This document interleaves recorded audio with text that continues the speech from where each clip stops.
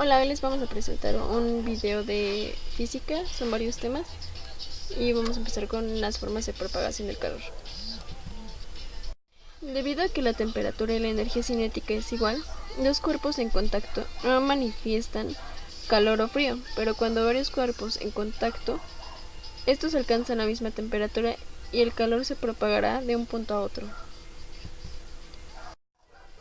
El calor o energía calorífica se propaga de tres maneras: conducción, convección y radiación.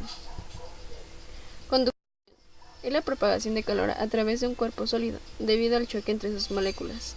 El termo es un recipiente utilizado para conservar los líquidos calientes o fríos por la conducción.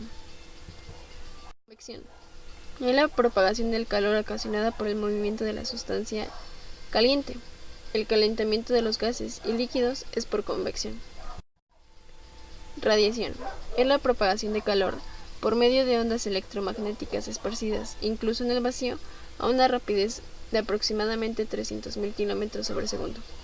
Cuando la radiación de un cuerpo caliente llega a un objeto, una parte se absorbe y otra se refleja. Energía solar, su medida y transformación. La energía radiante del Sol se genera por reacciones termonucleares de fusión. La fusión nuclear se produce debido a la unión de dos o más núcleos de átomos ligeros en un solo núcleo de masa mayor. La fusión nuclear ocurre siempre que dos núcleos ligeros se unen para formar otro más pesado. La masa del producto es menor que la suma de los primeros. La diferencia de masa, es decir, la parte de materia faltante, se ha convertido en energía. Intensidad de la radiación solar. La energía radiante que nos llega del Sol nos proporciona energía calórica. Esta se aprovecha en celdas baterías solares, así como para hacer funcionar destiladores solares. Podemos definir la intensidad de la radiación solar como la potencia de la radiación recibida del Sol en un área de metros cuadrados, donde la intensidad de la radiación solar es igual a la potencia sobre el área expresada en kilowatts sobre metros cuadrados. La transformación de la energía solar. Gracias al aprovechamiento de la energía solar, se han construido destiladores solares para obtener agua potable a partir del agua de los mares. Se han construido desecadores solares de frutas, pescados, así como baterías solares con placas semiconductoras que transforman la energía luminosa del Sol en energía eléctrica. Unidades para el calor. Las unidades para medir el calor son las mismas del trabajo mecánico y de la energía. El joule, que equivale a newtons por metros. Además del joule se utilizan unidades como la caloría y el BTU.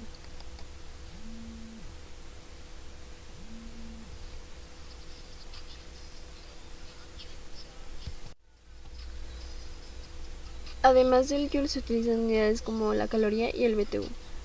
Caloría es la cantidad de calor aplicada a un gramo de agua para elevar su temperatura a 1 grado centígrado. La kilocaloría es un múltiplo de la caloría. El BTU es la cantidad de calor aplicada a una libra de agua para que eleve su temperatura a 1 grado Fahrenheit.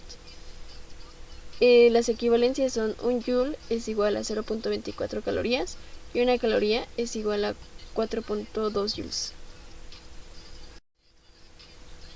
Capacidad calorífica. Al suministrar la misma cantidad de calor a dos sustancias diferentes, el aumento de temperatura no es el mismo. Para conocer el aumento de temperatura que tiene una sustancia cuando recibe calor, emplearemos su capacidad calorífica.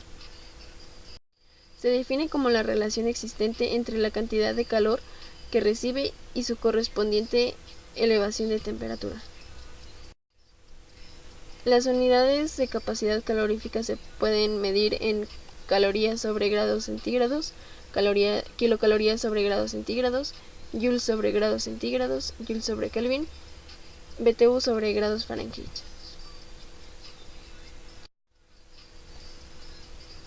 En la determinación de la capacidad calorífica de una sustancia debe especificarse si se hace a presión o a volumen constante, y se indicará Cp si es a presión constante y Cv si es a volumen constante.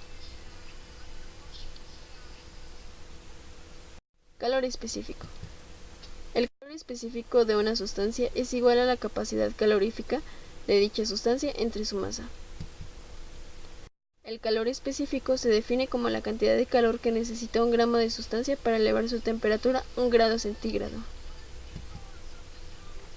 Calor latente. Cuando una sustancia se funde o se evapora, absorbe cierta cantidad de calor llamada calor latente.